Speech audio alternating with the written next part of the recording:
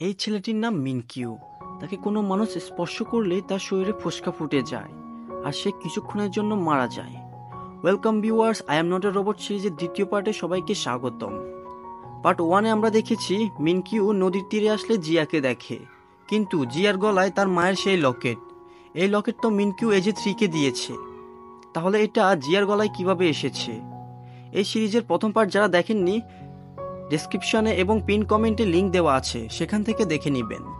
So guys, second পার্টে আমরা দেখি মিনকিউর অ্যালার্জি বেড়ে যায় এবং সে মাটিতে পড়ে যায়।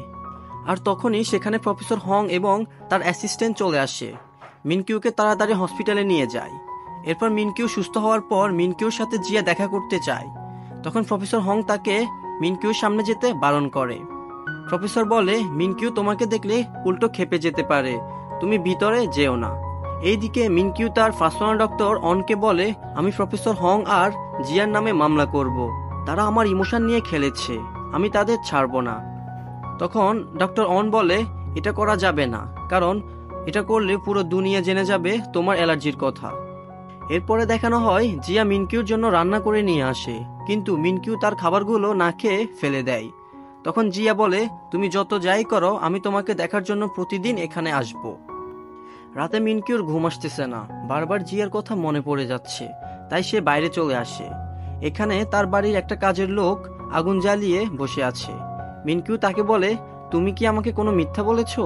লোকটা বলে, দুনিয়াতে এমন মানুষ পাবেন না যে কিনা মিথ্যা কথা বলে না। পরের দিন জিয়া খাবার নিয়ে মিনকিউর বাড়িতে যাচ্ছিল। হঠাৎই তার বাইকের সামনে একটা ছোট বাচ্চা চলে আসে আর সে নিচে পড়ে যায়। এর ফলে তার হাতে চোট লাগে। যাই হোক, অনেক কষ্ট করে মিনকিউর বাড়িতে জিয়া আসে আর মিনকিউকে খাবারগুলো দিয়ে চলে যাচ্ছিল। তখনই মিনকিউ জিয়াকে পেছন থেকে ডাক দেয় আর জিয়াকে বলে, তুমি এসব কেন করছো? তোমার ফায়দা উঠানোর জন্য? জিয়া উত্তরে না বলে। এরপর জিয়া বলে, তোমাকে আমি কিছু কথা বলতে চাই। তখন মিনকিউ রেগে গিয়ে বলে, আমি তোমার কোনো কথা শুনতে চাই না, আমাকে আবার বোকা বানাতে চাও? এই কথা বলে হাতে থাকা কাঁচের গ্লাসটি ছুঁড়ে মারে আর এক টুকরো কাঁচ এসে জিয়ার হাতে লেগে হাত কেটে যায়। জিয়া কান্না করতে করতে সেখান থেকে চলে যায়। কিছুক্ষণ পর সেখানে জিয়ার একটা বান্ধবী মিনকিউর কাছে আসে, এসে বলে, তুমি খুব শীঘ্রই তোমার আপন জিনিসগুলো হারাবে। মেয়েটি আরো বলে, জিয়া তার টিম স্যান্টা মারিয়ার সাথে কিছুদিনের মধ্যে অস্ট্রেলিয়া চলে যাবে। এটা শুনে মিনকিউ শক খেয়ে যায় আর সে গাড়ি নিয়ে সেই হোটেলে আসে যেখানে স্যান্টা মারিয়া টিম থাকে। মিনকিউ লুকিয়ে লুকিয়ে তাদের দেখতেছিল। তখনই জিয়ার ফ্রেন্ড মিনকিউকে দেখে ফেলে আর সে মিনকিউর সাথে কথা বলতে চাইলে মিনকিউ সেখান থেকে দৌড়ে পালায়, কারণ মানুষের স্পর্শে মিনকিউর অ্যালার্জি বেড়ে যাবে, সেটা তো আমরা সকলেই জানি। এরপরে মিনকিউ বাসায় এসে টিভি দেখতে বসলে এখানে একটা ছাতা দেখে। তখন তার মনে পড়ে এটা তো সেই ছাতা যার নিচে দাঁড়িয়ে মিনকিউ জিয়াকে প্রথমবার কিস করেছিল। এরপরে রোবট এজে 3-কে দেখানো হয়, সে এখনো ল্যাবেই আছে। পরের সিনে আমরা দেখি মিনকিউ মাউন্ট হ্যাভেনে যায় আর সেখানে জিয়ার জন্য অপেক্ষা করে। কিছুক্ষণ পর সেখানে জিয়া আসে আর দুইজন দুইজনের দিকে অনেকক্ষণ তাকিয়ে থাকে।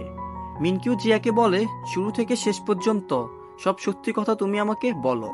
তখন জিয়া বলে, আপনি যাকে এজে 3 ভেবেছেন সে কোনো রোবট নয়, সে রোবটের জায়গায় আমি ছিলাম। আসলে রোবট এজে 3 এর ভিতরে কিছু যন্ত্র খারাপ ছিল, যা ঠিক করতে 1 মাসেরও বেশি সময় লাগতো, তাই আমি এজে 3 হয়ে আপনার বাড়িতে এসেছি।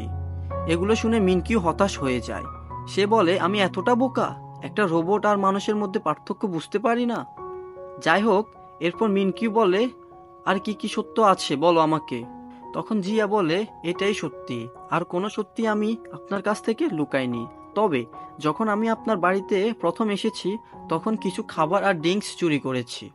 মিনকিউ বলে, তুমি যখন আমাকে প্রথম দেখেছিলে আমাকে কেমন লেগেছিল? তখন জিয়া বলে, আমি ভাবতাম আপনি একটা খারাপ লোক, কারণ আপনি আমার খাবার ডেলিভারি টাকা দেননি। এরপরে যখন আপনার বাড়িতে আসি আপনাকে প্রথমে দেখে ভয় পেয়েছি, কারণ আপনার মতো একটা খারাপ মানুষের সাথে আমি থাকবো। কিন্তু কিছুদিন পর আস্তে আস্তে আমার কাছে আপনার সবকিছু ভালো লেগে যায় এবং আমি অনুভব করি আপনার ভালো থাকার জন্য আমি সবকিছু করতে পারবো। এরপরে মিনকিউ বলে, তুমি আমার পাশে এসে বসো আর কি কি অনুভূতি আছে সবকিছু খুলে বলো। জিয়া বলে, আমি প্রথমে আপনার বাড়িতে গিয়ে সব থেকে বেশি খুশি ছিলাম তখন, যখন আপনি বলেছিলেন AJ3 তুমি আমার সবথেকে প্রিয়, আমি সারা জীবন তোমার সাথে থাকতে চাই, আপনার মনে আছে? আপনি একদিন আমাকে জড়িয়ে ধরেছিলেন। সেটা আমার কাছে অনেক ভালো লেগেছে আর আমি অনেক খুশি হয়েছি। আমি আগে আপনাকে সহ্য করতে পারতাম না, কারণ আমি ভাবতাম আপনি একটা খারাপ লোক। কিন্তু আপনার সাথে থাকার পর বুঝতে পেরেছি আপনি ভালো মানুষ। মানুষের স্পর্শে অ্যালার্জি, তাই কারো সংস্পর্শে আসেন না। আমি ভেবেছিলাম আপনাকে সব সত্যি বলে দিব, কিন্তু পরে বলিনি, কারণ যদি এটা শুনে আপনার অ্যালার্জি বেড়ে যায় তখন কি হবে? অ্যালার্জির প্রভাবে যদি আপনার বড় কোনো ক্ষতি হয়ে যায় তখন কি হবে? আমার আপনাকে ভালো রাখাটা ছিল ইম্পর্ট্যান্ট। এগুলো শুনে মিনকিউ জিয়াকে ধরতে চায়, কিন্তু অ্যালার্জি বেড়ে যাবে তাই সে হাত সরিয়ে নেয়। তখন জিয়া তার মাথায় টুপি সরিয়ে মিনকিউর হাত ধরে তার মাথায় রাখে। এরপর জিয়া মিনকিউর কাছে এই কথাগুলো লুকানোর জন্য ক্ষমা চায়। তখন মিনকিউ জিয়াকে সবকিছুর জন্য ক্ষমা করে দেয়। তারপরে মিনকিউ জিয়াকে কিস করতে গিয়ে আবার থেমে যায় আর বলে, শুক্রিয়া আমার জীবনে আসার জন্য, আমি সবসময় এটা মনে রাখবো। এটা বলে মিনকিউ চলে যাচ্ছিল। তখনই জিয়া পিছন থেকে বলে, তুমি সেই মানুষ যার জন্য আমি সারা জীবন অপেক্ষা করতেছিলাম। তোমার ভালোবাসাতে আমি সত্যিকারের ভালোবাসা খুঁজে পেয়েছি। সত্যি আমি তোমাকে অনেক অনেক ভালোবাসি, আমি তোমাকে মন থেকে চাই। এরপর মিনকিউ পিছনে তাকায় আর সে জিয়াকে ধরে কিস করে দেয়। পরের দিন মিনকিউ জিয়াকে নিয়ে একটি কফি শপে আসে। সে কফি নিয়ে আসতেছিল, তখনই খেয়াল করে তার অ্যালার্জি বেড়ে যাচ্ছে। কিন্তু যখন তার ভালোবাসার জিয়াকে দেখে তখনই অ্যালার্জি কমতে থাকে। এখন তারা দুইজন খুবই খুশি। মিনকিউ জিয়াকে তার বাসার সামনে নামিয়ে দিয়ে বাড়িতে চলে আসে। এরপরে মিনকিউ তার পার্সোনাল ডক্টর অনের সাথে কথা বলে। ডক্টর অন বলে, এই অসুখ একেবারে ঠিক হয়ে যাবে না, হয়তো কিছুদিনের জন্য চলে যাবে, কিন্তু পরবর্তীতে আবার ফিরে আসার সম্ভাবনা থেকে যায়। এরপর দেখানো হয় প্রফেসরের ল্যাবে সবার মন খারাপ, কারণ আজকে AJ3-কে কেউ একজন নিয়ে যাবে। তখনই সেখানে মার্টিন নামে একটা লোক আসে। মার্টিন হচ্ছে টফ গুন্ডা। সে জেনেছে AJ3 একটি রোবট, আর এই রোবট মানুষের মতো সব কাজ করতে পারে, তাই সে অপরাধ করানোর জন্য AJ3-কে কিনে নিয়েছে। মিনকিউ যখন জানতে পারে AJ3 বিক্রি হয়ে যাচ্ছে, সে তাড়াতাড়ি ল্যাবে আসে, কিন্তু তার আসার আগেই মার্টিন AJ3-কে নিয়ে সেখান থেকে চলে যায়।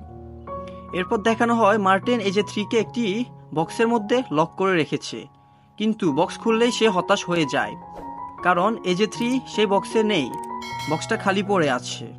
পরের সিনে দেখানো হয় AJ3 রাস্তায় হাঁটছে, সে তার আগের গন্তব্যে যেতে চাইতেছে। আর এখানে I am not a robot গল্পের সেকেন্ড পার্ট শেষ হয়ে যায়। বন্ধুরা, AJ3 কি তার আগের মালিক অর্থাৎ প্রফেসর হং এর কাছে পৌঁছাতে পারবে, নাকি তার সামনে আরো বড় কোনো বিপদ আছে? মার্টিন তাকে দিয়ে কি কি খারাপ কাজ করাবে সেটা জানতে হলে আমার চ্যানেলটি সাবস্ক্রাইব করে ফেলুন। এবং এই সিরিজের 3 নম্বর পর্বটি আগামীকাল ঠিক রাত 8টায় আপলোড করা হবে। যারা যারা দেখতে চান তারা আমার চ্যানেল সাবস্ক্রাইব করে অপেক্ষা করুন। আজকের ভিডিওটি ভালো লেগে থাকলে একটি লাইক দিন এবং ভিডিও সম্পর্কে কোনো মতামত থাকলে কমেন্ট করে বলুন। কথা হবে নতুন আরেকটি ভিডিওতে। সেই পর্যন্ত সবাই ভালো থাকুন, সুস্থ থাকুন। আল্লাহ হাফেজ।